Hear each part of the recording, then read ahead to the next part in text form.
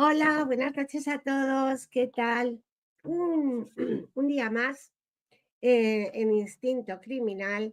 Este señor que os voy a compartir en la pantalla para que veáis realmente la cara que tiene, más que nada la cara que tiene, se llama Ed Gein, que realmente ese no era. Ed Gein era como le llamaban, ¿vale? Pero a él tenía otro nombre. Vale. Es este señor que os voy a enseñar ahora. Vamos a presentar para que veáis realmente quién es. Cómo es su verdadera cara, ¿vale? Bueno, pues es este señor de aquí. Es Gain, a ver si tenemos alguna. Esta es la casa de la granja de los Gain. Este es el señor. Este es, para que le veáis un poquito mejor. No quiero suscribirme, no quiero hacer nada, que sois unos pesos todo el rato. Este es Ed Gein, ¿eh? Vale. Entonces, este señor, os voy a contar que este señor es gay, es Ed Gein. Ah, sí, lo conozco, ¿ves? Exactamente. Vale, pues este señor muy malo, muy malo, muy malo, que era malísimo y era un trastornado mental totalmente. De hecho, él nunca fue a la cárcel, ahora lo vais a ver. Bueno, pues él se llamaba Edward Theodore Kane, nació en el condado de La Crosse en el 27 de agosto de 1906. Como el otro día Sarus estuvo preparando el de Holmes, pues digo, pues esta semana era un perturbado, sí, y vais a ver. Entonces, bueno, él nació el 27 de agosto de 1906 y murió en Madison el 26 de julio de 1984. Realmente vivió muchos años. Fue un asesino y profanador de tumbas y vivía en Estados Unidos, era estadounidense, y sus crímenes cometidos alrededor de una ciudad natal que le llamaban en muchos sitios le llaman el carnicero de Plainfield, que está en Wisconsin.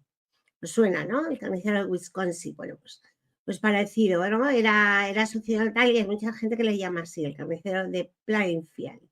Adquirió mucha notoriedad en el año 1957, después que las autoridades descubrieran que había exhumado cadáveres de cementerios locales y elaborado trofeos y recuerdos con sus huesos y con su piel.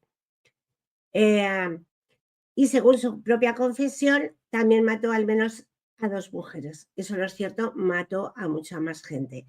Inicialmente, no se le declaró no imputable porque se le dijo que tenía un estado mental bastante fuerte, que estaba pues muy ido de la cabeza, tenía un trastorno mental y fue confinado en un hospital psiquiátrico. Y murió en el Instituto de Salud Mental de Mendova a causa de una insuficiencia respiratoria el 26 de julio de 1984 a la edad de 77 años. Él está enterrado junto a su familia en el cementerio de Playford, en una tumba ahora sin nombre, y sus crímenes inspiraron el trama de la policía, el trama de la película La Matanza de Texas. Voy a compartir con vosotros la tumba donde él está enterrado, donde es solo esto.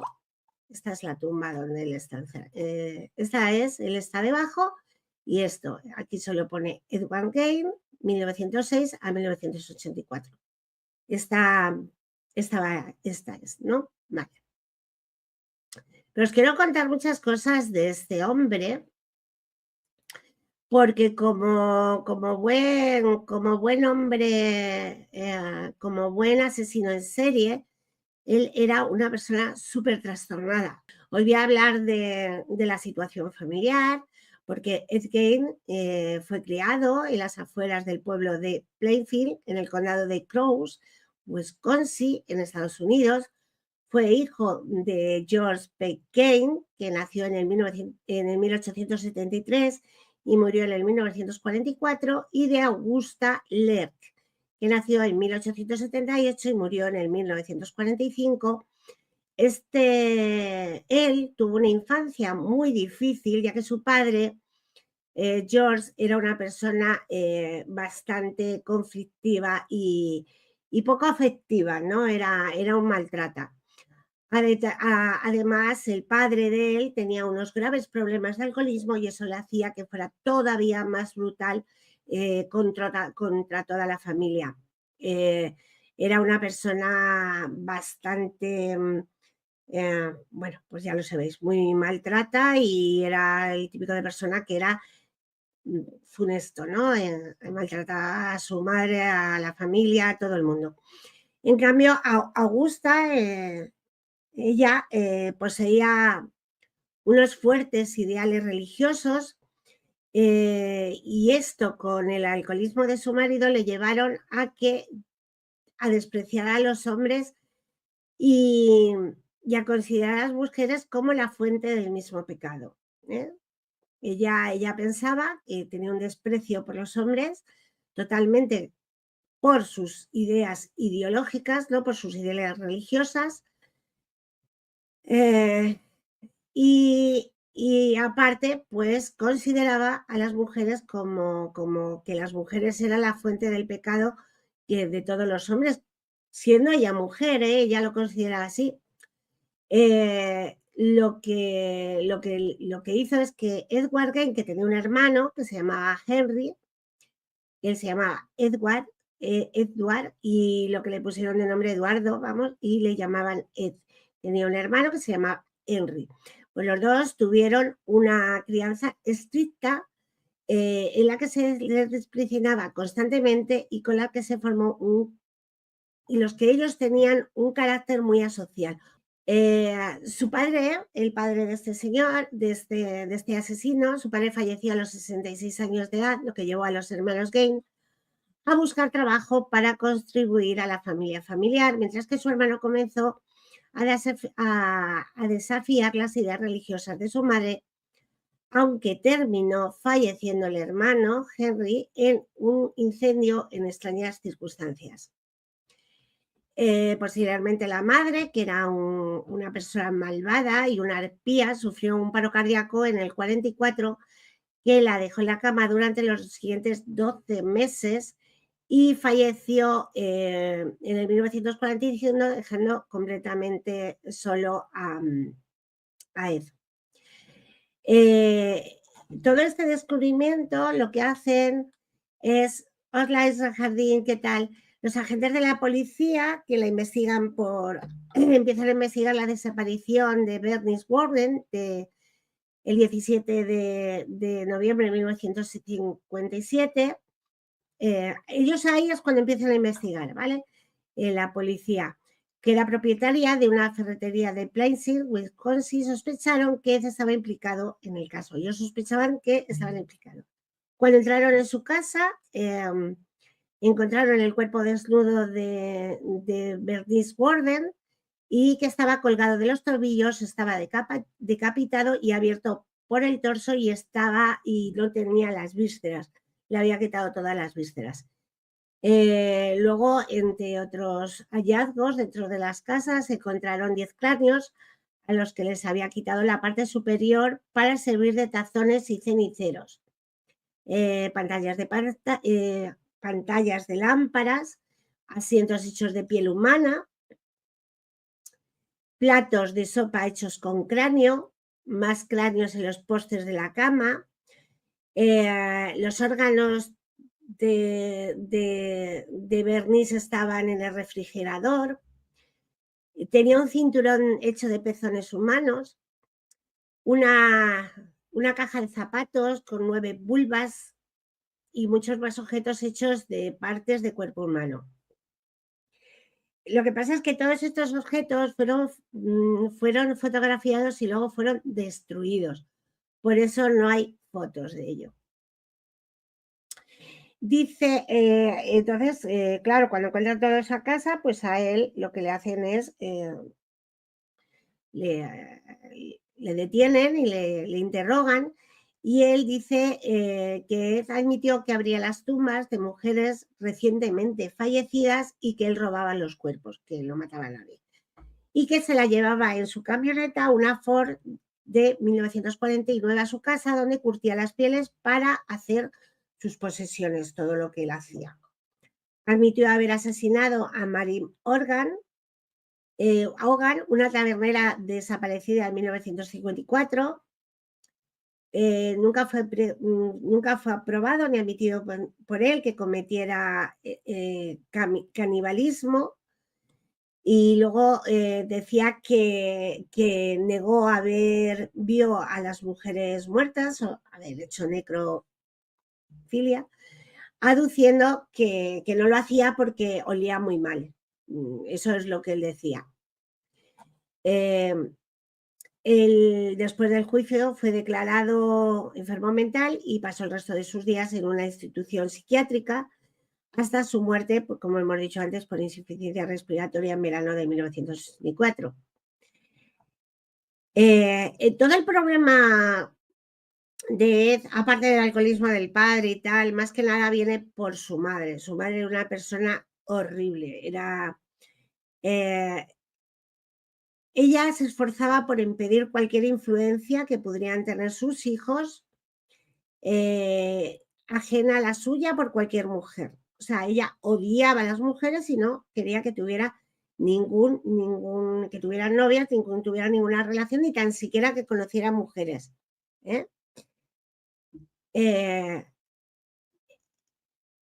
Fue toda esta parte de la influencia de la madre, que ahora lo veremos un poquito más tarde, fue parte de lo que se le causó su trastorno mental, ¿no?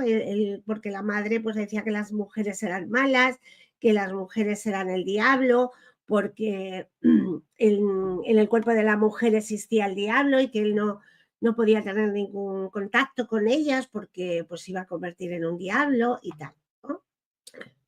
Bueno, Augusta fue el último miembro de la familia que murió de y en 1945, y él selló por algún motivo su habitación. O sea, a ver si os acordáis alguna. Él no enterró a su madre, sino que selló su habitación y dejó a su madre que allí pues se pudriera.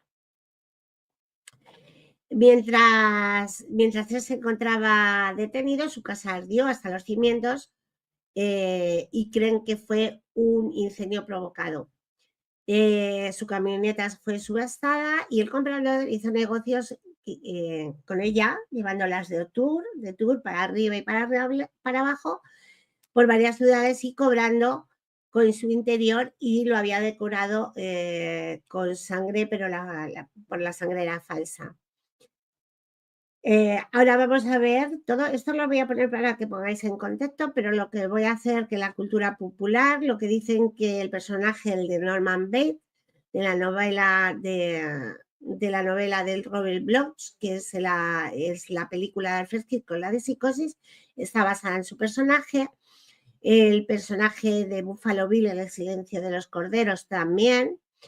Y fue la más terrorífica, yo creo, de todas ellas, fue la de La matanza de Texas, que hace el personaje de cara cortada, ¿no?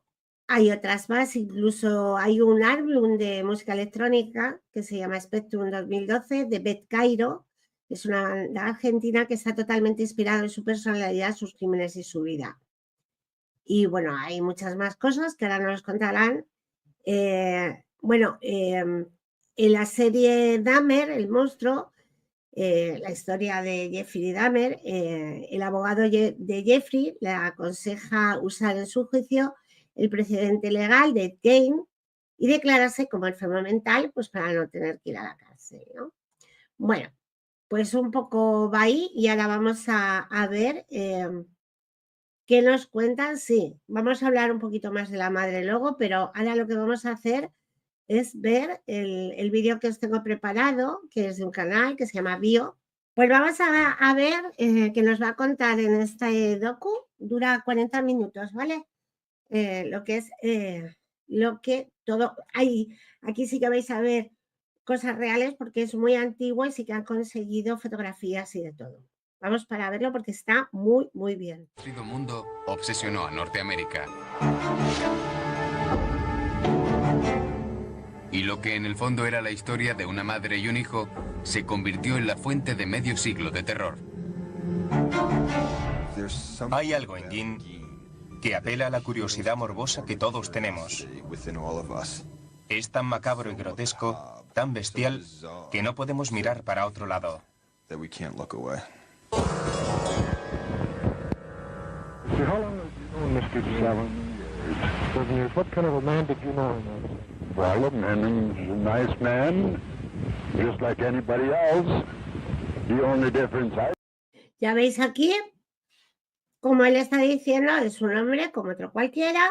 La única diferencia es que me parece un poco raro, ¿vale? Entonces, bueno, pues sí que seguimos la estela un poco de todos los asesinos en serie. Tampoco van a ir con un cuchillo por la calle matando a gente, para nada. Simplemente, bueno, pues ellos hacen su vida, pero por detrás tienen ese lado oscuro de esas personas, esos monstruos que llevan desde el inframundo.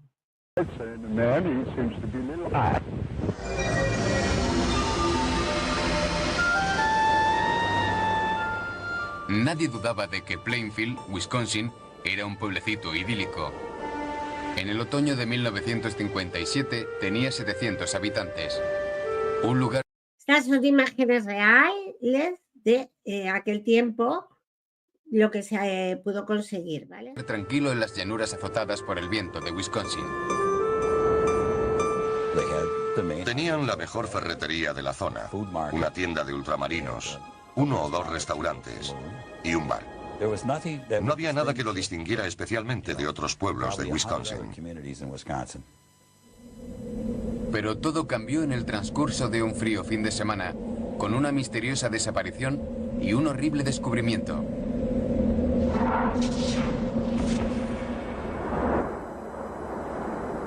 El sábado 16 de noviembre marcó el comienzo de un rito anual. La temporada del ciervo. En Plainfield, los hombres no cazaban por deporte, sino por necesidad.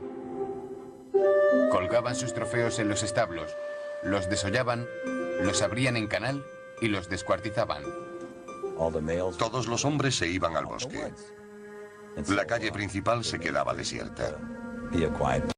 ¿Ves? Lo desollaban, le quitaban todos. Entonces él lo que hacía exactamente lo que había visto desde el principio.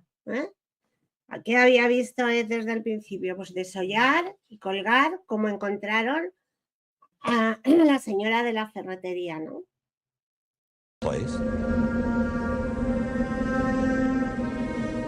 La ferretería de Bernice Worden estaba especialmente tranquila esa mañana. Aunque debía estar abierta, la propietaria de 58 años había desaparecido. Porque él sí que tenía una relación con Bernice, no una relación como muy sex ni nada de eso, sino que se llevaba bien con ella, hablaba, iba para allá, ella era muy amable con él, era una persona que realmente pues la atendía y no, en ningún momento nadie en un principio sospechó de él, ¿eh? Yo vivía al otro lado de la calle, enfrente de la ferretería de Bernice. Aquella tarde, la gente empezó a preguntarse por qué estaba cerrada la tienda y dónde estaba su propietaria. Cuando su hijo regresó de cazar, vio el lugar muy desordenado.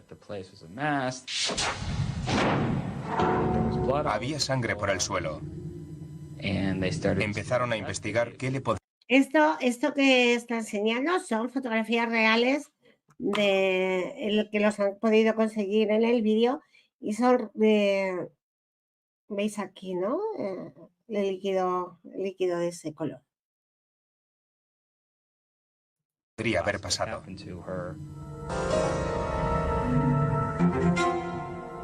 Interrogado por la policía, el hijo de Bernice Worden mencionó a un cliente habitual que había estado el día anterior para preguntar el precio de un anticongelante.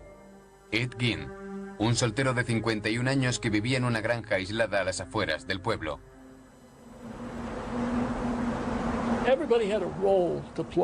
Todo el mundo tenía su papel en ese pueblo. Y todo el mundo lo consideraba, si no el tonto, sí el bicho raro del pueblo.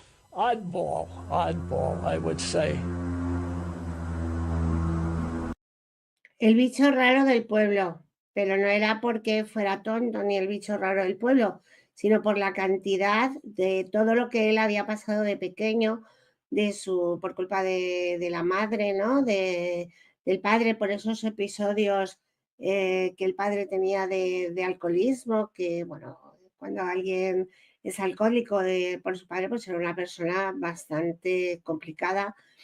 Y la madre, bueno, por esa devoción y ese odio hacia las mujeres, más que nada, ese desprecio hacia el resto de los hombres. Esa noche, 3 horas después de la denuncia de desaparición de Bernice, el sheriff Art Sly se dirigió a casa de Ed Gein con su ayudante. Si hubiéramos querido celebrar una fiesta de Halloween, aquel era el lugar apropiado. Era una casa espeluznante a las afueras del pueblo. Era oscura y no había señales de vida. La puerta estaba cerrada, por lo que los agentes decidieron echar un vistazo en la leñera. Entraron con linternas. No se veía nada porque no había electricidad. Uno de los agentes notó que algo le rozaba el hombro. Se dio la vuelta, lo alumbró con la linterna. Espeluznante lo que se encuentra. ¿Qué pensáis que se encuentra ahora la gente cuando se da la vuelta con la linterna? Imaginaros el momento, ¿no? Todo oscuro, no hay luz. Miro con la linterna, me doy con algo detrás que me roza y me toca. ¿Y qué se encuentra? Mirad.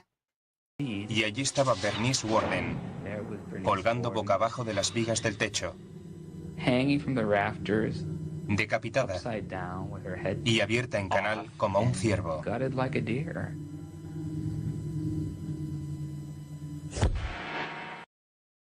Acordaros que ya le había quitado las vísceras y que las vísceras se las había llevado al frigorífico. Lo que hemos estado hablando antes, acordaros, por poneros un poquito en contexto. Ed Gein fue detenido esa misma noche. Mientras permanecía en la celda de la prisión del condado de Waukesha, la policía continuó buscando en la leñera. Después, se aventuraron a entrar en la casa. En el interior, descubrieron una horrible escena. El cadáver destripado de Bernice Warden era solo la última creación macabra de Ed Gein. Acordaros de que él dice que él nunca había hecho canibalismo, pero acordaros que la víscera de Bernice estaban en el frigorífico. ¿Para qué quería las vísceras en el frigorífico? Probablemente él era caníbal, ¿no? Se comía las vísceras de sus víctimas. El 16 de noviembre de 1957, el tranquilo pueblecito agrícola de Plainfield, Wisconsin, se despertaba con los rumores sobre el asesinato de una de sus vecinas. El cuerpo mutilado y decapitado de Bernice Warden había sido encontrado esa noche en la leñera de Ed Gein, de 51 años. Con Gein en el calabozo, la policía se preparó para entrar por primera vez en su casa. Era una noche oscura y fría, y no había electricidad. Los agentes solo tenían linternas y faroles para iluminar la escena. La casa de Gein se encontraba en un estado inimaginable de suciedad. Estaba inundada de la basura de toda una década. Era un caos. Había una ausencia total de limpieza. La cocina era un desbarajuste. Dice, madre mía, a mí me toca algo ahí y me caigo, ya te digo. Y dice Ana Sandoval, pero el cerebro de este personaje, ¿cómo estaba? Pues totalmente deteriorado, estaba totalmente dañado, pero vuelvo a decir, todo esto, la culpa de todo esto, era porque por su madre, todo lo que le había hecho a él y a su hermano, todo lo que el hermano había hecho. Lo que pasa es que el hermano muere en un incendio un tanto extraño. Ahora os lo cuenta. The kitchen was a jumble. Everything, there was dirty things. Había periódicos y trastos viejos por todo el lugar. And junk all over the place. Pero los agentes descubrieron algo más que simple mugre. A la vista y diseminados por toda la casa, había una repugnante selección de restos humanos. Los investigadores se quedaron atónitos al descubrir aquella colección de objetos. Entre las cosas que encontraron había bolos hechos con cráneos humanos. Encontraron lo que parecían baratijas, pero realmente era una sucesión de pezones ensartados en una cuerda. Se había hecho pezones con los pezones de las mujeres. Lo que se había hecho era un cinturón, una cuerda, pues con una cuerda pues los había cosido y los había puesto ahí. Por eso cuando hacen el silencio de los corderos se basan en el personaje de él, porque se estaba haciendo como un cuerpo humano con todo lo de... con todo el cuerpo de las personas, ¿no? Incluso, bueno, ya os digo, las fundas de los sofás eran de cuero humano, ¿no? De piel humana. Hallaron lo que parecía un paño de ganchillo que resultó estar hecho con labios de mujer. Había hecho un paño, con un paño de ganchillo, pues había cosido labios de mujer también. También encontraron otros restos humanos. Después se aventuraron a lo que parecía el salón. Encontraron la pantalla de una lámpara y sillas tapizadas con piel humana. Cogían la piel de las personas y los tapizaban con piel humana. Ver que él, a lo único que cogía, si realmente él, lo que decía, ¿no? Que cogía de las tumbas a personas que habían fallecido, él solo cogía a las mujeres, porque la madre lo que más odiaba, donde decía que estaba en el pecado, era en las mujeres, ¿no? Al ser ella tan con ese fanatismo, ¿no? Que ella tenía cristiano, pues ella decía que las mujeres era el todo mal por aquello que decía de Eva, y le comía la cabeza en ese sentido de decir: Eva fue la que hizo y traer el pecado, porque en la mujer está el pecado. Es horroroso, sí.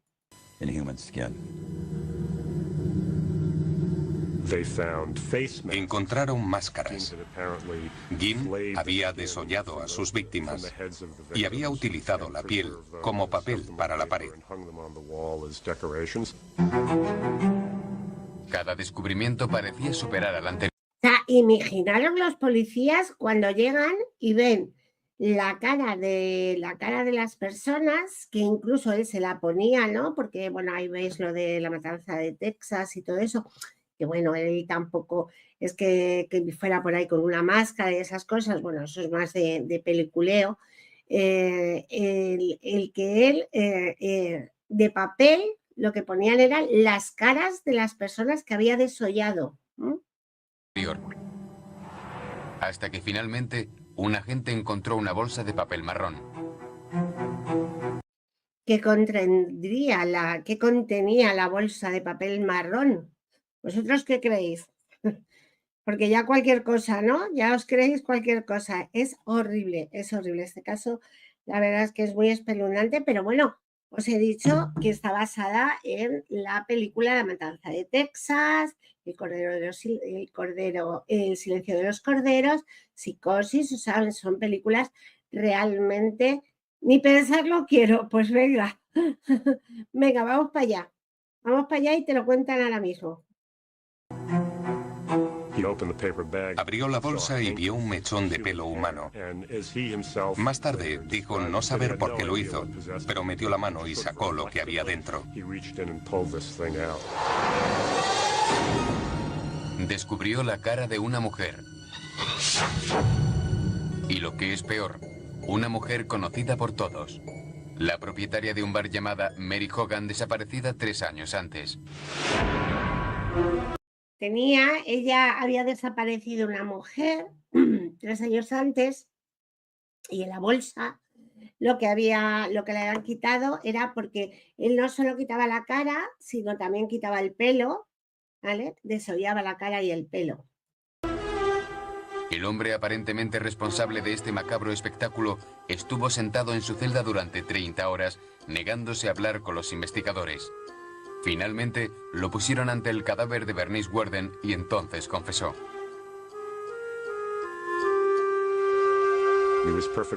Colaboró con la policía. Solo pidió un trozo de tarta de manzana con queso cheddar por encima. Según el investigador, Ed se lo comió y después les contó todo lo que querían saber. Le preguntaron por los restos humanos que encontraron en su casa y por el número de víctimas. Dada la cantidad de restos, debía haber matado a mucha gente.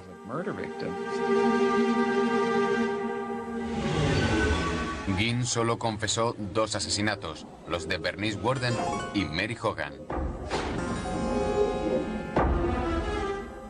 Mató a mucha más gente. Él no solo mató a esas personas, mató a más gente. Lo que pasa es que él decía que todo lo que habían encontrado aparte, pues eran personas que él desenterraba a los cadáveres recién muertos. El resto de los espeluznantes objetos dijo haberlos hecho con cadáveres robados en cementerios.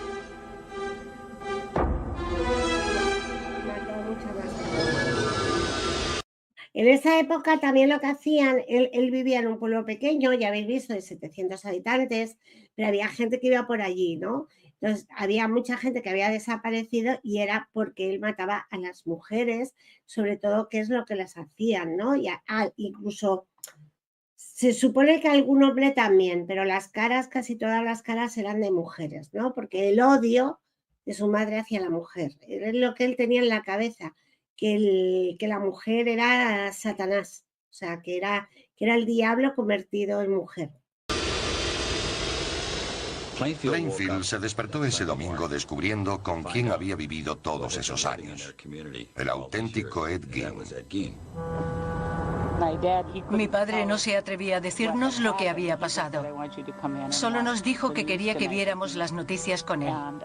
Dieron la noticia en televisión y ahí estaba él. Me quedé de piedra. Era Ed.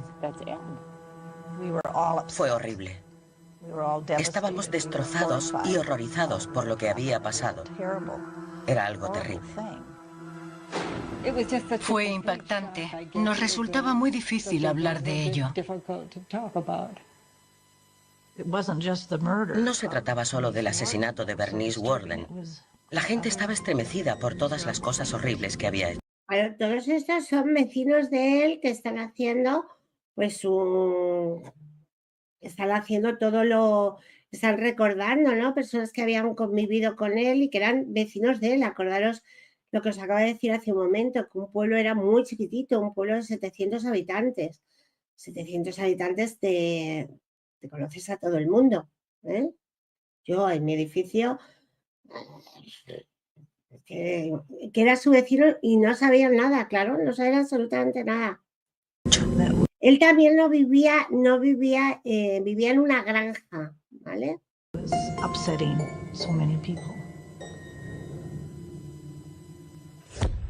sea, que no vivía en el piso de al lado de nadie, él vivía en una granja en el pueblo, pero que no vivía en casas que estaban unas al lado de otras, sino que estaban un poquito para allá.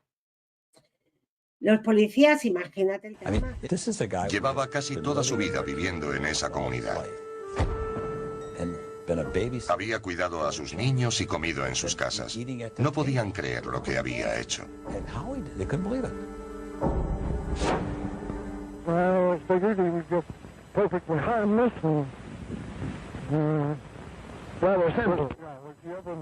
La conmoción de Plainfield pronto se extendería a toda Norteamérica. Hordas de reporteros llegaron a la ciudad. Fue el comienzo de la transformación de Ed Gein de un psicópata anónimo a un icono cultural. Todo tenía su origen en la historia de su infancia, porque en palabras escuchar. ¿Os acordáis de esto, no? Psicosis, ¿no? De Norman Bates, el mejor amigo de un niño es su madre. ¿Ves? Lo que dicen en Psicosis, que el mejor amigo de un niño es su madre, eso es lo que decía Ed Gein.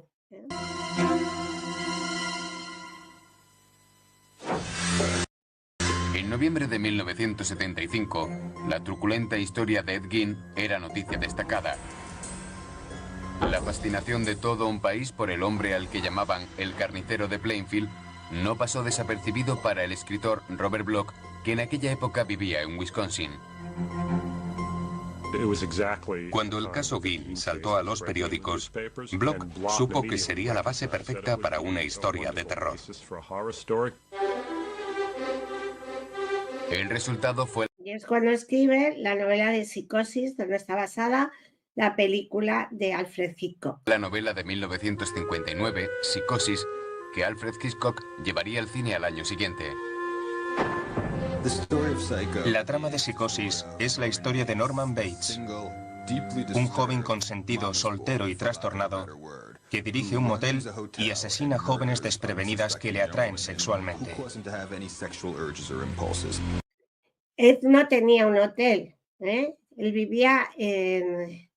eso fue la trama del libro, pero que no penséis que tenía un hotel, no tenía ningún hotel. Él vivía en una casa en mitad del campo, que a ver si, creo que aquí sale la casa donde vivía, si no luego os pongo la foto. Bloch copió la relación psicológica del caso de Gein para ilustrar la relación entre Norman Bates y su madre. Había un gran paralelismo con la de Ed y la suya. Augusta Gein llevaba 12 años muerta cuando la policía entró en la casa que había compartido con su hijo. Mientras investigaban habitación por habitación buscando pistas que pudieran explicar lo que le llevó a cometer tan horrendos crímenes, llegaron a una puerta cerrada con tablas. Después de lo que ya habían visto, no sabían qué podrían encontrar detrás de aquella puerta. Cuando la echaron abajo, encontraron una habitación en perfecto estado de conservación. Resultó ser la de la madre de Ed. La cama estaba hecha. Había una mesilla de noche con una Biblia encima. La habitación tenía mucho polvo y humedad. El papel pintado debía haber sido rosa, pero había perdido el color. Era como un santuario a su madre. Tras su arresto, Ed Gein se sometió a una evaluación psicológica de un mes de duración, ordenada por el tribunal. El examen reveló una vida de aislamiento en la granja de Plainfield y el descenso de Ed a la locura. ¿Veis? Él vivía a mitad del campo, no tenían vecinos y entonces era muy fácil para él el poder cometer las tropelías que cometía.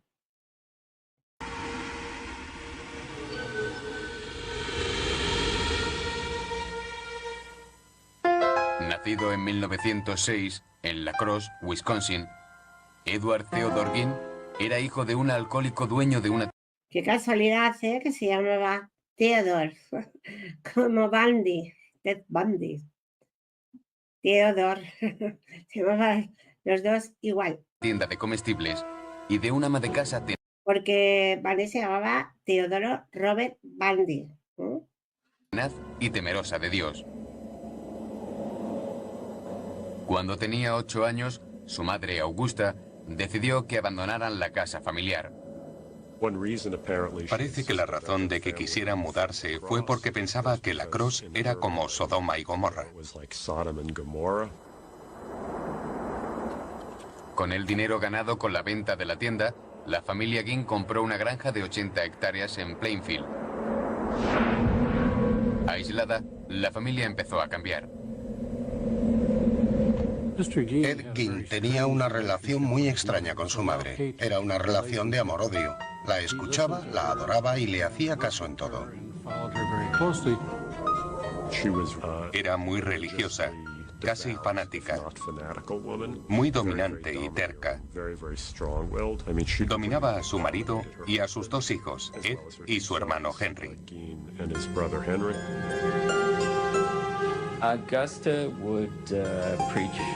Augusta creía en el Apocalipsis cuando dice que las mujeres eran zorras, golfas, demonios que querían hacer el mal a la gente. Eso daros cuenta en una mente de niños muy pequeños, lo que puede hacer en esas mentes, cómo pueden perturbar a los niños en esas mentes. La familia Guin se convirtió en el caldo de cultivo perfecto para una patología psiquiátrica. Eran 4 personas bajo el dominio de esa mujer. Y acordaros que el padre era alcohólico. Era el ambiente perfecto para la locura.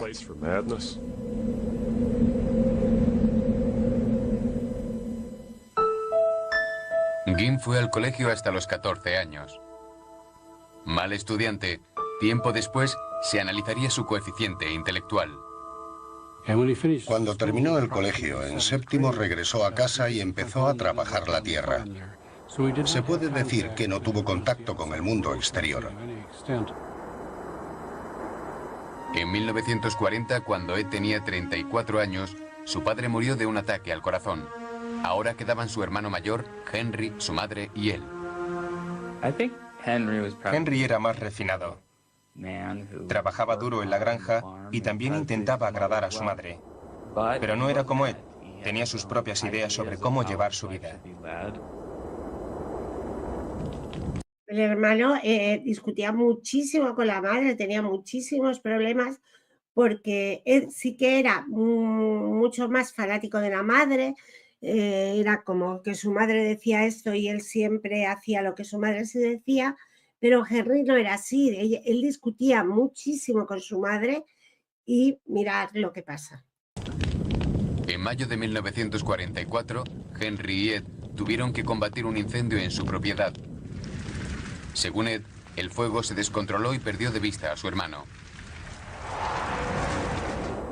Llamó a la policía y aunque dijo no saber dónde estaba Henry, les guió directamente hasta el cadáver de su hermano. Dango yo botella leche, ¿no? No sabes dónde dónde está mi hermano, pero te voy a llevar a donde está el cuerpo de mi hermano. Si tú has perdido a tu hermano, pues ya sabemos, ¿no? Quién fue el responsable del incendio y porque fue un incendio provocado, y sabemos perfectamente que él le dice...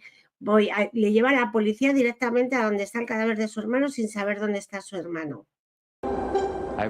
He oído rumores sobre ciertos moratones en la cabeza de Henry que nunca fueron explicados. Pero en aquel momento se tomó como una tragedia familiar. Ya habían sufrido bastante.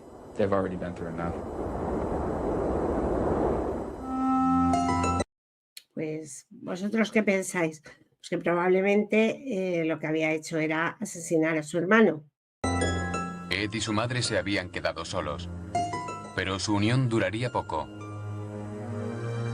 Meses después de enterrar a su hijo Henry, Augusta sufrió una apoplejía que la dejó parcialmente paralizada. Cuando la madre Le dio un ictus. cayó enferma, él se ocupó de ella en todo momento. Parecía besar el suelo que ella pisaba. En algún momento de 1945, Augusta Guin sufrió otro ataque. Murió en el mes de diciembre. Fue un durísimo golpe para su hijo de 39 años. Su madre había minado su hombría. En el entierro se comportó como un niño que acaba de perder a su mamá, llorando de manera histérica. Había perdido todo lo que conocía del mundo. Claro, en ese momento él queda solo, porque él lo que menos pensaba era que su madre iba a morir tan pronto. Al fin y al cabo, él en teoría solo tenía 39 años. Entonces si el padre fallece del infarto, si el hermano me lo quito del medio y y ya me quedo yo solo con mamá, él lo último que pensaba es que su madre iba a irse tan pronto, ¿no? Pensaría que iba a estar con ella muchísimo más tiempo, porque al final tenían esa relación tan tóxica, ¿no? Ese era su único vínculo con la cordura en aquel momento. Que la madre le había desgarrado la mente desde muy pequeñito. Hasta 1945, el mundo de Ed Gein estuvo definido por una madre dominante y profundamente religiosa. Su muerte en diciembre le dejó solo por primera vez en la vida. Viviendo solo en una aislada granja a las afueras del pueblo, Ed ganaba dinero ayudando a los vecinos o trabajando en la trilla.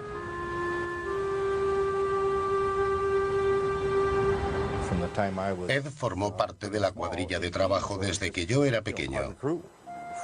Nuestra granja estaba a 5 kilómetros de la suya. Subíamos al coche e íbamos a ver a Eddie. Llegábamos hasta el corral y él siempre salía a hablar con nosotros allí. Nunca entramos en su casa. No era el tonto del pueblo. Las amas de casa confiaban en él. Le pedían que arreglara cosas como una puerta que chirriaba o una bisagra. Y siempre estaba dispuesto. Era un buen trabajador.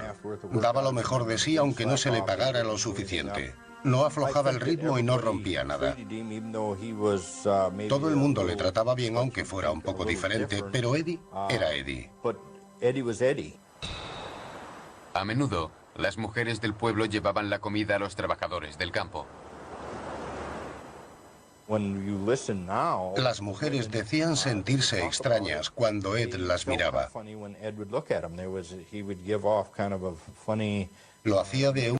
Porque claro, él tenía el deseo sexual hacia ellas, pero tenía lo que su madre le había metido en la cabeza, ¿no? Que las mujeres eran unas zorras, que eran esto, que era lo otro, y entonces él las ansiaba como mujeres, pero las veía como demonios. Una manera que les hacía sentirse incómodas. Había algo en sus ojos que me molestaba. No era el tipo de persona en la que yo confiaría. Era raro. Aparentemente sustituía a su madre con cadáveres. Si ella había muerto, él necesitaba a alguien que ocupara su lugar. Gein llevó sus deseos al extremo. Aunque se desconoce si mantuvo relaciones sexuales con cadáveres o practicó el canibalismo, algunos descubrimientos posteriores desafiaron toda comprensión. Encontraron lo que la policía llamó un chaleco mamario. Era el torso de una mujer al que le había acoplado unas correas. Y unos leotardos hechos con la piel de las piernas de una mujer. Yo creo él se vestía, se ponía eso en su cuerpo, con todo lo que se hacía. Dicen que a veces pudo pasearse con esa especie de chaleco que había confeccionado con la anatomía femenina pegado a su cuerpo. También se dice que cogía los genitales femeninos arrancados a los cadáveres que tenía y se los ponía pretendiendo ser una mujer. Sin embargo, violar cadáveres no satisfacía los morbosos deseos de Gein. Fue en esta época cuando comenzó a frecuentar la taberna de Hogan, un bar regentado. ¿Vosotros creéis que él podía tener relaciones con ese tipo de relaciones con cadáveres? ¿Vosotros creéis que sí, que no? ¿Vosotros qué pensáis? Pregunta que lanzo. Le decía que no lo había hecho nunca porque olían mal. Pero vosotros, ¿qué tal? Por la descarada y mal hablada Mary Hogan. Era un bar donde los cazadores paraban a tomar una copa después de una dura jornada de caza. Ella era corpulenta, muy jovial y hacía muchas bromas. La llamábamos Bloody Mary. Mary Hogan era una mal hablada. Blasfemaba como un camionero o un marinero. Cuando Ed Gein vio a Mary Hogan, vio una imagen grotesca de su madre.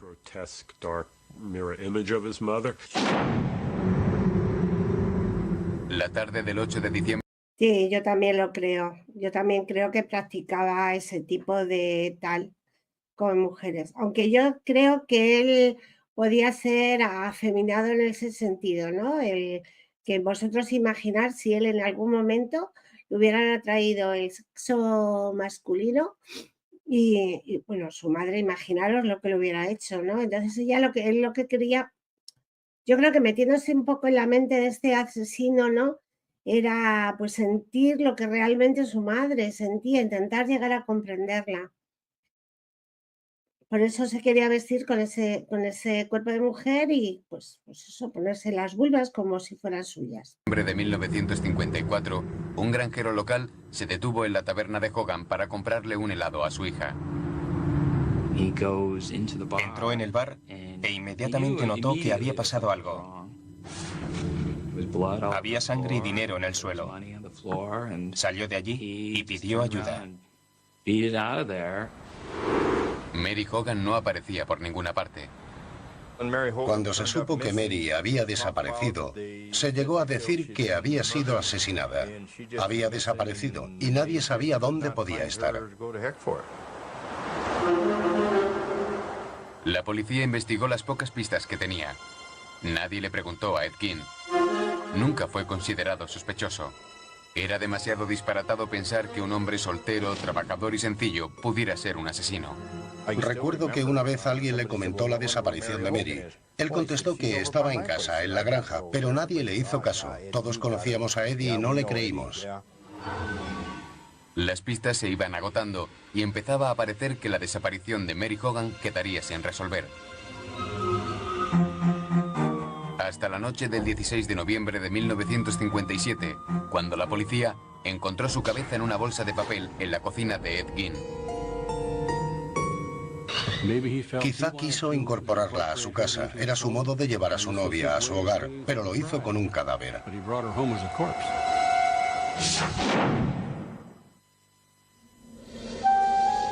A finales de 1957, los vecinos de Plainfield todavía no se habían recuperado de la pesadilla que había conmocionado al pueblo.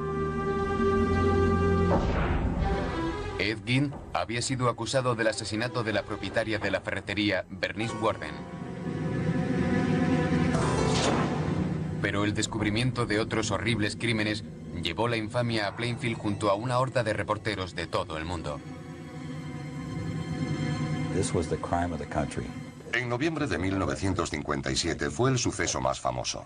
Atrajo a prensa de todo el mundo occidental. No, Mary no, Bernice apuntó que había estado ahí.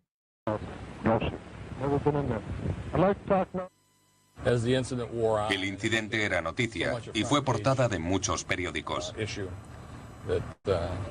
Los vecinos querían que todo aquello terminara, que se fueran los periodistas. Molestaron mucho a todo el pueblo. No queríamos llamar la atención de los medios. No, Mary no era la de la tienda, era la del bar. La del bar. Un periodista inglés me paró por la calle. Pero le dije que no tenía nada que decir. Y seguí caminando. Fuera de Plainfield calaba otro tipo de respuesta, lo que se dio en llamar el humor Gein.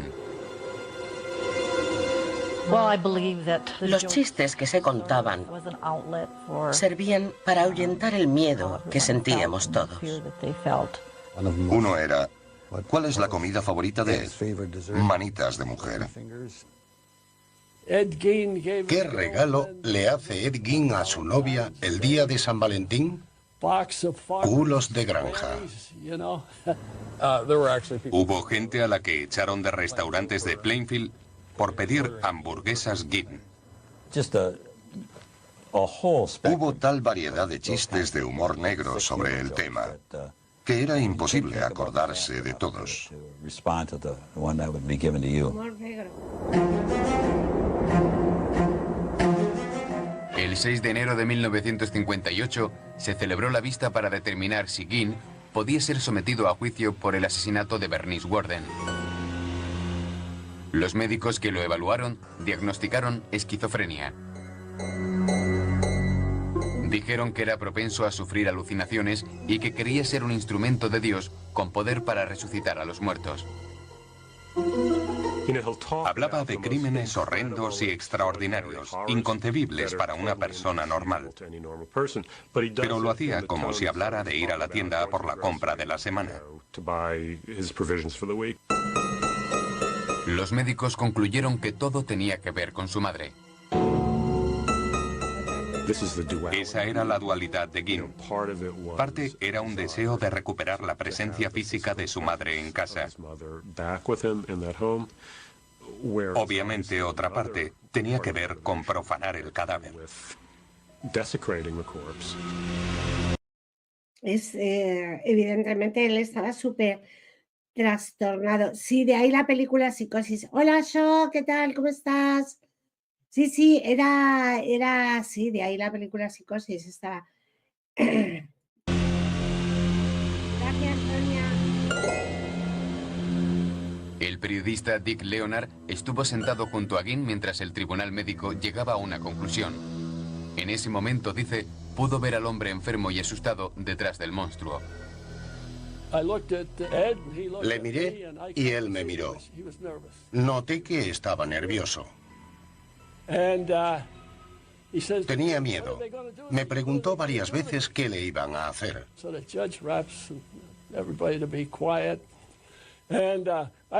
Tenía mi mano apoyada en el banco. Se acercó y me la cogió como si yo fuera su madre o alguien parecido. Esa tarde, el juez decretó su incapacitación y la imposibilidad de someterle a juicio. Fue enviado a la institución mental del estado, un psiquiátrico de Wisconsin. Para los vecinos de Plainfield, la vida después de Ed Gein nunca volvería a ser la misma.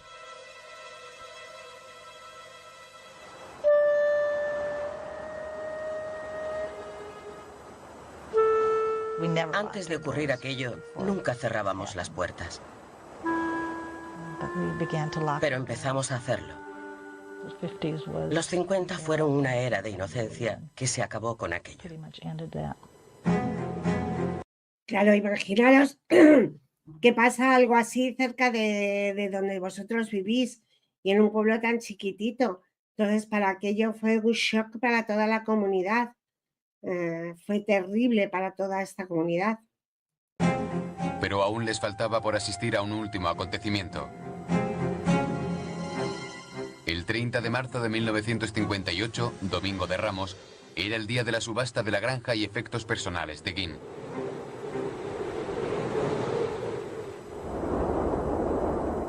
Pero a primera hora de la mañana del día 20, los habitantes se despertaron con un extraño fulgor naranja que brillaba a varios kilómetros del pueblo.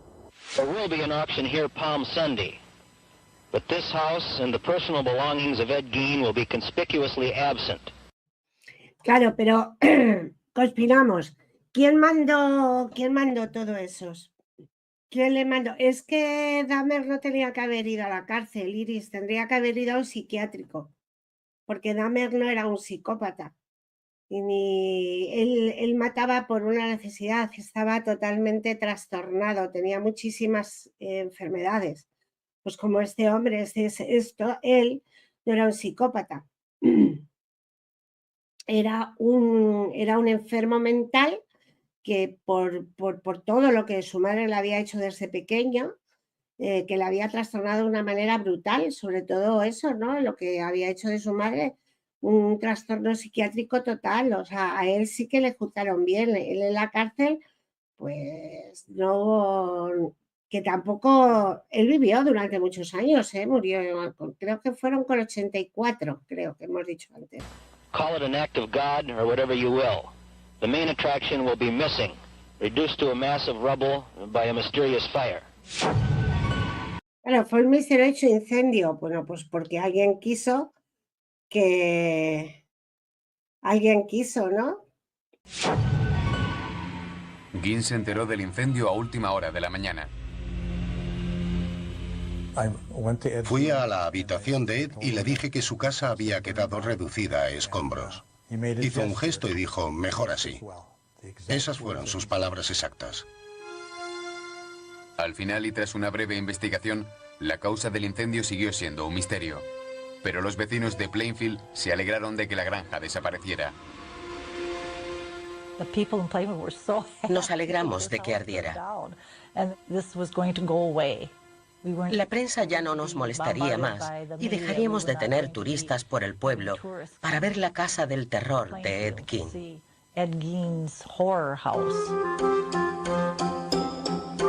La subasta de la propiedad de Ed Gein se celebró el 30 de marzo como estaba previsto. Los espeluznantes objetos de Gein no se pusieron a la venta. Los restos humanos fueron enviados al laboratorio criminalista del estado. Pero eso no impidió que cientos de buscadores de curiosidades se acercaran a la granja. Una de las cosas que se subastaron fue el coche de Ed. Un decidido empresario lo adquirió para hacer visitas guiadas. El coche de Ed Gein solía exhibirse en ferias del condado, como la vaca de 2 cabezas o la mujer barbuda. Era una exposición en toda regla, con su caseta propia.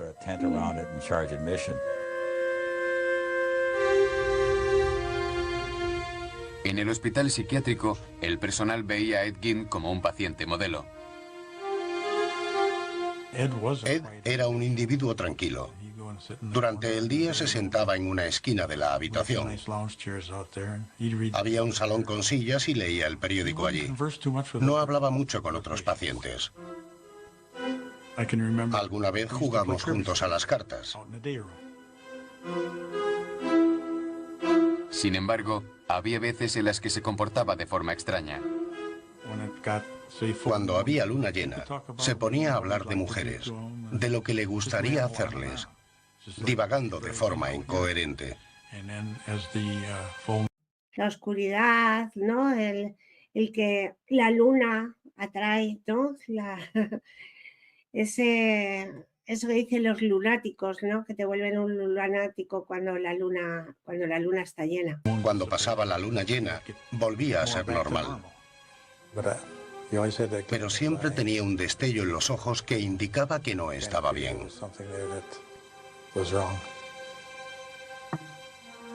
En 1968, los médicos informaron al tribunal de que Gein ya podía enfrentarse a un juicio por el asesinato de Bernice Worden.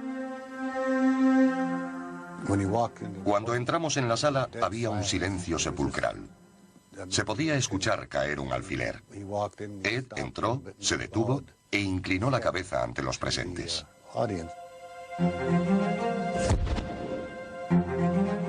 Tras un juicio de 9 días, el juez lo declaró culpable. Ed Gein, de 62 años, regresó al psiquiátrico para el resto de sus días. Con el tiempo, la macabra fama de Ed Gein se desvaneció. Pero su tortuosa historia nunca perdería la capacidad de impresionar o el poder de despertar nuestros temores más profundos.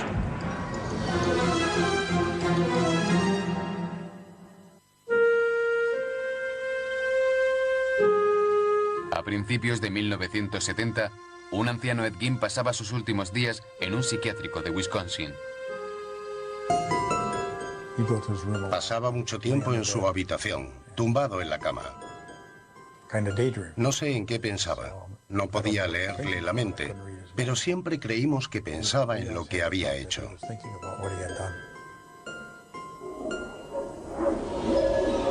Gein y sus macabros crímenes hace tiempo que desaparecieron de la conciencia pública.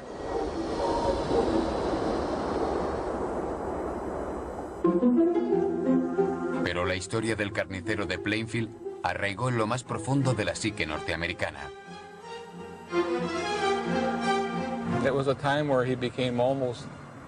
Parecía como si fuese una figura de ficción.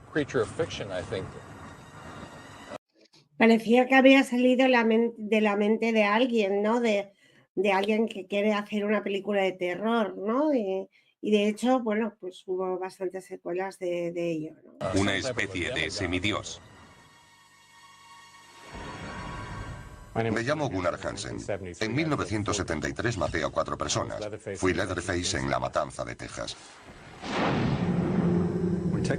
Cuando se estrenó La Matanza de Texas, se proyectó Ese era el actor, ¿eh? No es que lo hiciera. principalmente en autocines. Decir que fue una sensación sería infravalorarla.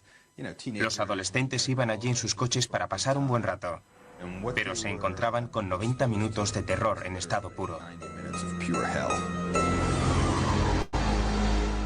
Dirigida por Tobe Hooper, en la película aparecía un personaje llamado Leatherface, que llevaba una máscara hecha de piel humana. Toby me dijo durante el rodaje que la película estaba basada sin excesivo rigor en Ed Gein. Había servido de inspiración para la familia. Los muebles hechos a partir de huesos, las lámparas de piel humana, la posibilidad de que fueran caníbales y la máscara de Leatherface se habían tomado de Ed Gein. Leatherface es Ed Gein, tal y como lo imaginaría un niño. Como esos crímenes fueron reales, teníamos que convertir a Leatherface en un monstruo descomunal con una máscara de piel humana y con una sierra eléctrica, en vez de un chico normal que comete crímenes horribles. 17 años después, una visión diferente del caso ayudaría a hacer la película El silencio de los corderos, un éxito de crítica y público. En El silencio de los corderos, el personaje de Buffalo Bill intenta hacerse un traje con piel de mujeres. Está directamente basado en la historia de Ed Gein. El asesino, el profanador de tumbas, todo lo que se quiera meter en una buena historia de terror estaba allí. Él era la fuente. La imaginación lo podía llevar a cualquier parte. Lo irónico de esto es que a pesar de la locura de Norman Bates, de lo aterrador de Leatherface con su sierra y de lo patológicamente enfermo que estaba Buffalo Bill, Gein era peor. Reunía a todos esos personajes.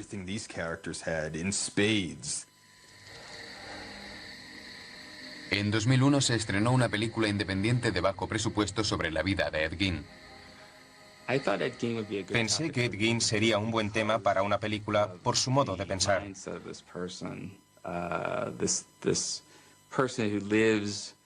Vivía solo, y sus fantasías, su soledad y su enfermedad mental le convirtieron en un asesino. El 26 de julio de 1984, Ed Gein moría de un fallo respiratorio. Tenía 77 años. Su muerte no provocó reacciones. En el pueblo no se habló del tema, aparte de decir que había muerto. Ed Gein fue enterrado en el lugar más apropiado para él, junto a su madre en el cementerio de Plainfield. Desde su muerte en 1945, su gran sueño había sido regresar con ella. Y finalmente lo consiguió. Poco después de su muerte, la lápida de Ed Gein fue robada de su tumba.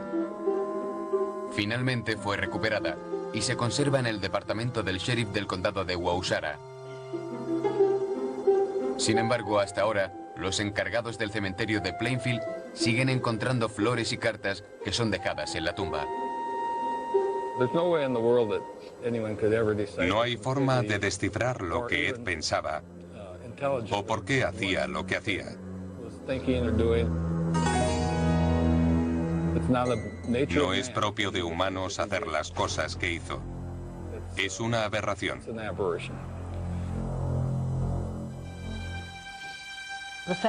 Ed Gein era un enfermo mental. Pero creo que eso no nos importa. Hizo cosas horribles. No importa cuáles fueran sus problemas. No sentimos ninguna simpatía por ese hombre. Gein es un ejemplo de monstruo escondido. Sus vecinos no lo conocían. Les daba una imagen de normalidad. Tuvo puesta una máscara de cordura hasta que fue descubierto. Obviamente nunca podremos saber qué convirtió a Ed Gein en lo que era. Es tan difícil como preguntarse qué hizo a Mozart ser un genio. No se puede saber. Bueno, ¿qué os parece el docu? A que está genial. Me encanta. Me encanta este canal que es Bio y donde echan muchísimo cosas de este tipo. Quería hablar un poquito del perfil psicológico de la madre y de Ed. ¿Os parece bien? Es muy bueno, Yu. Es muy bueno el documental porque nos cuentan muchas cosas. Al principio os he metido un poco para que supierais un poco de qué iba y por eso ahora he puesto el docu. Y ahora lo que me gustaría es hacer un... es escalofriante, sí que sí. ¿Qué pensáis si podemos hablar del perfil psicológico que lo he estado sacando esta semana de la madre y de Vale, te contamos. Vale, pues lo cuento. Pues lo voy a medio leer porque lo tengo ahí apuntado, me sé algunas cosas, pero no lo sé todo de memoria. Bueno, pues la madre de Ed Gein, que se llama Augusta Whitney Gein, ejerció una influencia dominante y formativa. Ella formó a su hijo en el desarrollo psicológico de su hijo. Fue horriblemente malo para él. Aunque no se cuenta porque se está investigando, pero a ella nunca se le hizo un diagnóstico clínico formal, sí lo que podemos hacer por ese análisis histórico y biográfico y conductual sugiere ciertos rasgos que podrían delinear su perfil psicológico. Lo primero que encuentro en ella es que tiene un fanatismo religioso y un moralismo extremo. Augusta era profundamente religiosa, con una visión del mundo muy rígido y con gran dogmatismo. Consideraba la mayoría de sus relaciones humanas, especialmente las de carácter sexual, como pecaminosos y corruptos. En el marco religioso, esto la llevaba al extremo y la llevaba a juzgar con severidad a quienes no se ajustaban a los estándares de esos morales, ¿no? que existían en aquel tiempo. Luego ella tenía un control y una sobreprotección asfixiante. Fue una madre muy autoritaria y controladora que mantenía a sus hijos aislados socialmente. Limitaba todo su contacto con el mundo exterior y la influencia con otras personas, especialmente, muy especialmente con las mujeres, a quien ella las veía como personas promiscuas y moralmente deficientes. Para ellas eran unas, pues de todo. Esta sobreprotección no estaba motivada por el afecto genuino, sino por lo que ella pensaba que ella era la única fuente, ella era la única que era recta y tenía virtudes y valores. Las demás mujeres no las tenía ella. Luego tenía una visión despectiva y misógina del mundo exterior. Augusta inculcó a Ed y a Henry, pero bueno, Henry, ya sabéis que Ed, para mí, yo no sé vosotros, pero yo creo que para mí Ed asesinó a su hermano porque él solo quería quedarse con su madre, ¿vale? Entonces la inculcó a él la idea de que las mujeres, aparte de ella no, porque acordaros que ella era recta y era la virtud hecha mujer, era esencia pura, manipuladoras y de carácter pecador. Todas las mujeres, o sea, ella no, pero las demás sí. Este adoctrinamiento sistemático creó en un entorno en el cual Ed creció considerando que el sexo la intimidad y la compañía femenina era algo sucio e inapropiado, lo que moldeó su forma, distorsionó esa realidad con las mujeres, ¿no? Pero yo quiero que entendáis un poco el por qué hace eso, ¿no? Porque la madre le metió que el sexo, la intimidad y la compañía femenina era algo sucio, inapropiado, lo que hizo que él lo viera como tenía una mente profundamente distorsionada la realidad. La rigidez emocional, la incapacidad para mostrar afecto sano. Ella dice que hay indicios, ella tenía indicios, que era emocionalmente distante, severamente crítica, poco afectiva, era una persona que no demostraba porque no tenía tampoco ningún sentimiento hacia los demás, solo ese fanatismo hacia su religión. Su afecto era condicional, solicitaba una completa obediencia y una sumisión hacia sus creencias. Y ella contribuyó muchísimo a que no desarrollara de una forma saludable un vínculo hacia los demás y una capacidad empática y emocional hacia los demás. Y él tampoco los tenía porque tampoco nadie le enseñó a ello, ¿no? Yo creo que ella tenía una presencia de rasgos de personalidad patológicas, ¿no?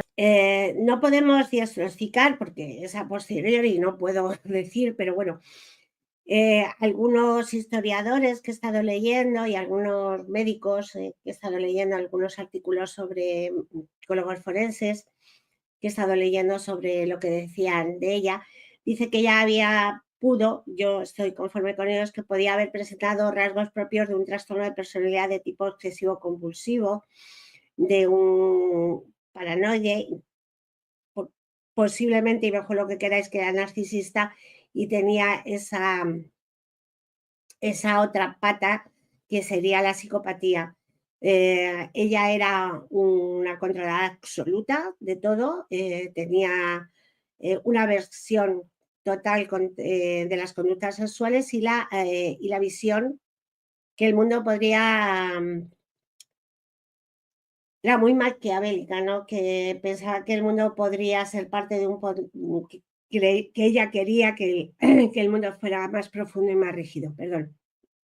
Dice que por lo que hemos estado viendo y por lo que he estado trabajando en ello, la personalidad y el estado mental de Ed Gein se ha analizado un montón, a partir de su historia criminal, su infancia y las evaluaciones forenses posteriores a su detención. Acordaros que estuvo en un psiquiátrico desde entonces hasta el día que falleció. Si bien no existe un diagnóstico único, varios expertos que sí que la han estudiado han tenido ciertos rasgos que podrían contribuir a un perfil psicológico un poco aproximado, ¿no? Y de lo que he sacado yo, de lo que he estado leyendo, él tenía una dependencia patológica hacia la figura paterna. La relación de Jane con su madre fue profundamente disfuncional. Augusta, su madre, fue una figura extremadamente dominante y controladora, con valores muy rígidos y una visión peyorativa del mundo, especialmente con la sexualidad femenina. Esta dependencia emocional y él que idealizaba a su madre que tenía y la idealización que él tenía hacia su madre le llevaron, tras la muerte de ella, a intentar mantenerla viva simbólicamente a través de las conductas macabras y el deseo de recrear su presencia a partir de los cadáveres.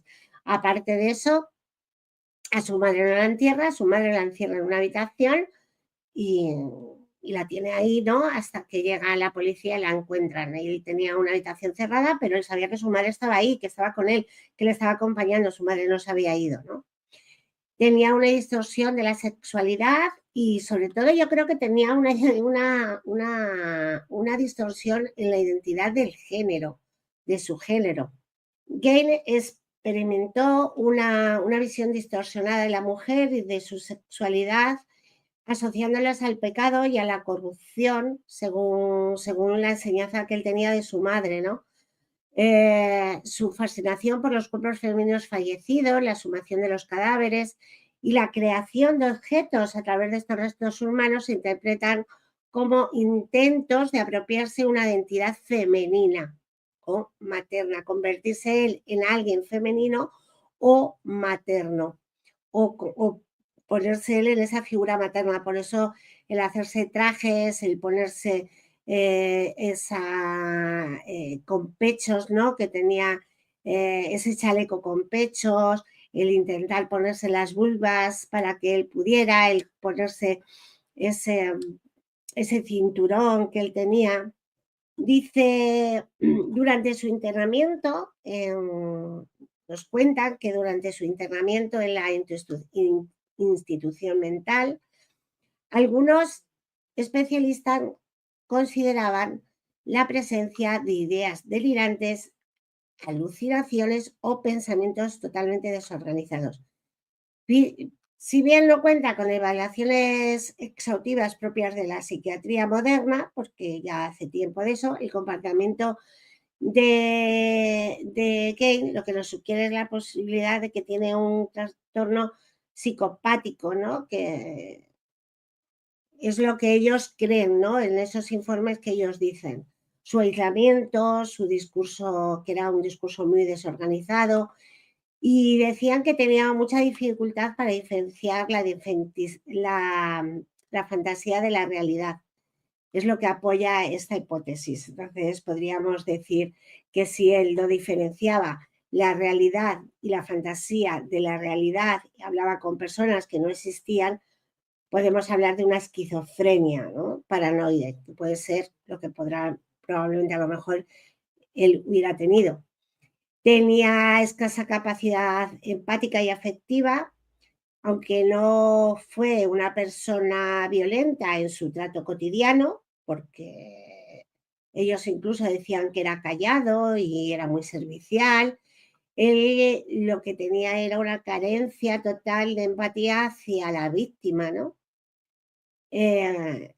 Todos sus actos, los actos que hacen, lo que demuestra una desconexión emocional y cosifica a la persona humana, le hace como cosificarle, es un objeto, ¿no? Lo que hacía él era reducirlo a un mero instrumento para satisfacer sus impulsos internos. Luego, claro, él tenía un aislamiento social, él vivía absolutamente solo con su madre, solo con esto, aunque sí que tenía, que hacía cosas a las personas, pero él no tenía amigos, no tenía nadie con quien hablar, las que meras conversaciones, pues un poco de hola, ¿cómo estás? Oye, venme a arreglar esto y tal y cual. No tenía nadie con que compartir todo lo que él pensaba o lo que él sentía, ¿no? Entonces, desde que su madre muere, él tiene una muerte muy solitaria, y este aislamiento combinado con todo lo que su madre le había contado y toda la disfunción que tenía él a mirar el mundo que le rodeaba, porque no había salido nada más que de aquel pueblo, le habían llegado muy pequeños hacia aquella granja, él estaba totalmente aislado. Él lo que fomenta es un desarrollo mórbido y rituales necrofílicos. Acordaros que él era profanador de tumbas. La reclusión, que fue en su granja familiar, sumada a esa ausencia que os cuento de relaciones interpersonales sanas, actúa como caldo de cultivo para que sus fantasías se intensifiquen y finalmente se cometieran esos actos criminales. Yo creo que Ed se caracteriza por una dependencia patológica materna, una distorsión sexual, unos rasgos psicóticos, una falta de empatía y una progresiva desconexión de la realidad. Estas condiciones que él pueda llegar a tener psicológicamente, alimentadas por el aislamiento, por el fanatismo religioso que le inculca a su madre y las carencias emocionales que él tiene durante toda su vida. Acordaos que su madre pues jamás probablemente le dio un beso, un abrazo, no le dijo nada cordial, sino al revés, ¿no? Culminaron en crímenes que reflejaban un mundo interno profundamente perturbado. Con lo cual, yo sí que estoy de acuerdo con que, aunque el mal existe, yo creo que era una persona bastante tocada psicológicamente, y era una persona que tenía muchos desvaríos. Claro, pero probablemente para que una pudiera hablar con él, y como dice Incidente, y para que una que podía hablar con él vais a la carga, la del bar, pues porque era una persona muy obscena. Ya habéis visto que hablaba mal, y claro, imaginaros vosotros una madre religiosa que hablara mal y todo eso, pues él, claro, él no lo podía permitir y él lo que quería era exterminar a todas esas personas del medio, ¿no? Probablemente, pues, incluso se le llegara a insinuar y fue algo, yo creo que incluso a ella se le pudiera insinuar, porque no era un hombre, no era un monstruo, como lo pintan en La Matanza de Texas, era un hombre delgado, aparentemente puede ser considerado para aquella época un hombre atractivo, y yo creo que todo eso pues hace que la del bar, pues eso, que como hablaba mal y era una persona bastante mal educada, pues hace que él la mate. Necrofilia, yo creo que sí, él también tiene esa parte necrofílico, ¿no? Y sí que pudiera llegar a tener... lo que pasa es que nunca se ha sabido, porque él cuando se lo preguntan dice que es que huele mal, ¿no? A ver, el hermano es que tenía otra forma de ser y discutía muchísimo con su madre. Entonces yo no creo que sería el niño bonito, sino que le vería como cómo tú eres capaz de llevar a mi madre la contraria. Yo creo que va muy por ahí, ¿ves? En vez de que fuera el niño bonito el otro, porque la madre no tenía ninguna empatía por ninguno de los dos hijos, simplemente quería que ella fuera el centro de su atención. Ella no quería que hubiera más mujeres en casa, ni que ellos tuvieran relaciones con nadie, ni nada. O sea, los tenía totalmente aislados. Entonces yo creo que no es que era el niño bonito, sino que tenía otro carácter, discutía más con la madre, le llevaba más la contraria. Y yo creo que lo que sentía era, no voy a consentir que a mi madre le hables así. Porque yo creo que él lo que sentía era mi madre, no nuestra madre. Yo creo que más o menos va por ahí. Yo por el perfil que él tenía y por el perfil que tenía ella, no sería así. ¿Y de dónde ella, como decía Pluma Azul, de dónde puede venir ella? Pues claro, puede venir de una familia muy desestructurada, en el sentido que, bueno, a ver lo que le hicieron y qué no le hicieron. Acordaos que estamos hablando, si él nace en el 1906, en el 1800, la madre en el 1800 y pico, y los padres de la madre y el padre, pues son los señores que pusiera, aparte de un marido alcohólico, que no era nada tampoco agradable. Entonces, bueno, pues ella, fijaros que en vez de ser una persona que puede llegar a tener un odio hacia los hombres, lo que ella hace es tener un odio hacia las mujeres, más que nada, ¿no? El hecho de que, claro, en su casa no iba a entrar ninguna mujer más. Y estoy segura de que allí hubo más asesinatos de esos dos que él cuenta. Yo creo que personas que a lo mejor que pasaran por allí o algo, no del pueblo, sino gente forastera, que pasara por allí, sí que podrían haber desaparecido. Acordaros que en aquellos tiempos desaparecía muchísima gente y no estaban todos censados, ¿no? Entonces, bueno, pues más o menos sería eso. En un sitio aislado, bueno, pues claro, ahí se nos va a la cabeza La Matanza de Texas, ¿no? Los chicos que llevan con el coche, que los matan, que los descuartizan, los quitan las caras y tal, pero bueno, eso ya es más película. Luego en el caso de Psicosis, bueno, sí, ahí él está con esa historia y no tiene ningún hermano ni nada. La primera, dice que la primera que no estaba cuerda para mí era la madre, no, totalmente. Padre alcohólico, la madre que no sabemos por qué tenía ese tipo de rasgos. Claro, la madre es la primera y por eso por eso yo digo que es la madre es la que la madre es la que ella le influye a él. El otro, que tenía un carácter más de otra manera, pues yo creo que se lo quitó del medio, ¿eh? Sobre todo porque fijaros lo que dice. La madre al final o sea, él dice, ha habido un incendio, hay un incendio, resulta que él ha perdido a su hermano, no sabe dónde está, y de pronto aparece el hermano con golpes en la cabeza y muerto, y él coge y lleva a la policía donde está el cadáver del hermano, pues blanco y en botella, pues leche, eso está claro. Lo que pasa es que, bueno, como han dicho ahí, bueno, pues ya bastante tenía con aquel tiempo, ay, pobrecito, que se le ha muerto el niño en el incendio y tal y cual, y resulta pues que no le hicieron más casos y hicieron que se creara ese monstruo tan horrible, tan terrible como es este caballero que tenemos detrás, ¿eh? Pero sí que yo creo que le hicieron bien. Antes estabais hablando de Jeffrey Dahmer. Jeffrey Dahmer, yo creo que ahí el psicópata era el padre. Jeffrey era un niño pues que terriblemente...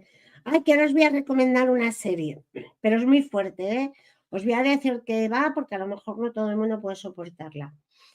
Entonces, el problema que tenía es que tenía una madre que era una madre que tenía muchos problemas psicológicos, una depresión muy grave. El padre era un psicópata terrible, o sea, es que además cuando pongamos las entrevistas, lo que le pasa es que a él le abandonaron, su padre no hacía nada más que meterse con él. El padre con el rollo de hacer taxidermia y tal y cual, lo que hacía es coger a los animales y se supone que ya muertos los recogía y hacía la taxidermia. ¿Los mataba el padre? Es que ahí está la cosa, ¿no? Porque yo recuerdo que en el caso de Jeffrey Dahmer, cuando él es pequeño, él la primera vez que se excita es cuando el padre abre un animal y ve cómo las tripas del animal se mueven y él tiene una excitación. Entonces, sí, es que en general que estaba hasta las narices de su madre y de su abuela. Sí. Bueno, es que él cuando Kemper termina toda su matanza es cuando dice yo ya he cumplido lo que tenía que hacer, ahora quiero que me detengan y que me metan en la cárcel. Sí, pero Kemper mata a su abuelo, mata a su abuela, que es a la que tenía inquina porque era una mujer con mucho carácter y era un poco así, y a su madre y a una amiga de la madre, sí. Y mata a su abuelo, porque ya que mata a la abuela, para que el abuelo no sufra, pues mata a su abuelo para que no sufra porque ha matado a su abuela. El motivo por qué él mata a su abuelo le espera, porque él mata primero a su abuela, y su abuelo no está, y cuando llega en la camioneta, él viene y mata a su abuelo, y cuando le preguntan por qué ha matado a su abuelo, ha sido porque, bueno, que como mató a su abuela, pues que ha matado a su abuelo para que su abuelo no sufra, porque ha matado a su abuela. Más tarde mata a su madre, sí, y a la amiga de su madre. Primero mata a su madre, luego queda con la amiga de su madre y hace lo mismo que con la madre. Claro. Sí, además el caso de Kemper a mí me parece un caso alucinante, con un coeficiente intelectual, creo que tenía un coeficiente intelectual altísimo. Si no estoy equivocada, tenía un coeficiente, un IQ de 160. Sí. Por eso sale de prisión la primera vez, porque él es adolescente, él es menor cuando mata al padre y a la madre, cuando mata a los abuelos, perdón. Él es adolescente, pero es que la madre tela, la madre lo que le hacía era tela, que ya no voy a hablar más, pero si no hablamos también del caso de Kemper. La madre era tela marinera, ¿eh? Era terrible, terrible. La madre le hizo de todo. Él tenía 2 hermanas y él era el único chico. Y dice, ¿por qué crees que a Dahmer no lo llevaron a un hospital? Porque no le detectaron como un enfermo psiquiátrico, le tenían que haber metido en un psiquiátrico y en cambio le metieron en la cárcel. No fue. Bueno, de hecho, creo que os he leído que el abogado de Dahmer le dijo a Dahmer que porque no decía que era un enfermo mental. Entonces, cuando nos metamos en el caso de Dahmer ya lo veremos. El por qué no le consideraban un enfermo mental, pero no le llevaron a un hospital, le llevaron a una cárcel normal y corriente, donde él era un bravatón, porque al final Dahmer era el tonto de la clase, o sea, era el gracioso de la cárcel, era el que haciendo payasadas, ¿no? En la clase, cuando iban a hacer una tontería, decían, vamos a hacer un Dahmer, y esas cosas, ¿no? Sí, era alcohólico, pero era por todo lo que le había pasado cuando él era pequeño, y a Dahmer lo abandonó el padre y la madre, ¿eh?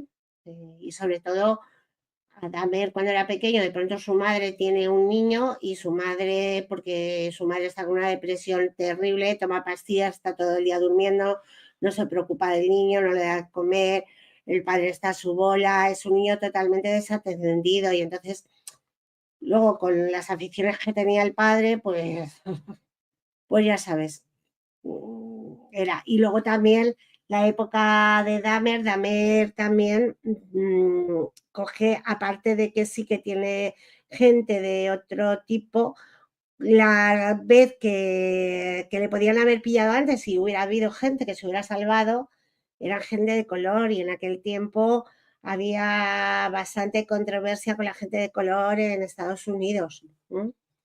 Entonces, sí, bueno, era y los gays estaban muy mal vistos, era una sociedad, pues ya sabéis cómo era la sociedad y todo esto. Pero sí, a Dahmer le tenían que haber metido en un psiquiátrico, porque la culpa de... a ver, no, porque él al final, Dahmer no quería matar a nadie, incluso pidió disculpas, o sea, él se arrepintió de los crímenes que cometió. Y sí que es verdad que era un fanático de muchas cosas. Por ejemplo, era un fanático de Star Wars y, bueno, Iris lo sabe también. El día que hablemos de Dahmer, si quiere, Iris, lo haremos juntas si le apetece, porque Iris sabe muchas cosas de Dahmer. Claro, los tenía secuestrados y les ponían películas. Sí. Lo que yo haría. Claro, les ponían películas, sobre todo les quería, lo que hacía era, lo que quería crear era una persona zombie para que nunca la abandonaran, ¿no? No, yo no estoy diciendo que lo justifique, Ana, yo no estoy diciendo eso para nada.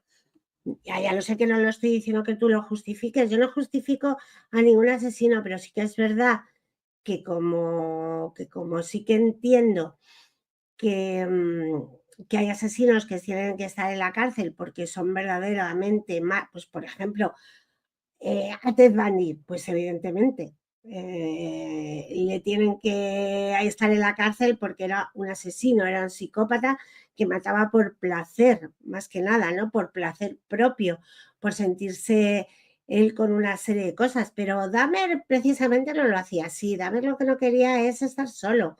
Dahmer lo que quería era que, como le habían abandonado desde muy chiquitito, pues él quería crear, porque al final lo que quería crear Dahmer, aunque por parece mentira, que les metía algo como ácido en la cabeza, los pinchaba al principio en la cabeza y tal, era crear un zombie para que nadie le dejara solo. Ese es el problema que tenía Dahmer.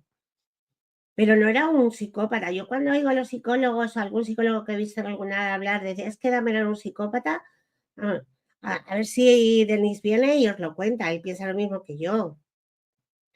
Claro, un enfermo mental tiene que estar en un psiquiátrico, evidentemente, en un psiquiátrico y bueno, a veces los psiquiátricos son peores que las cárceles. Pues nada, que nos vamos mañana mejor y más y mejor y adiós. Y nos vamos con el vapor y la Coca-Cola. ¡Ay, la Coca-Cola! Un besito, os quiero. Chao.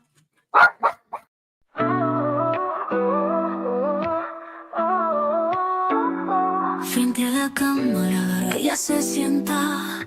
Su estilo y voz siempre nos conecta. Habla de crímenes que estremecen el alma. Con Coca-Cola en mano y el viper que nunca falta.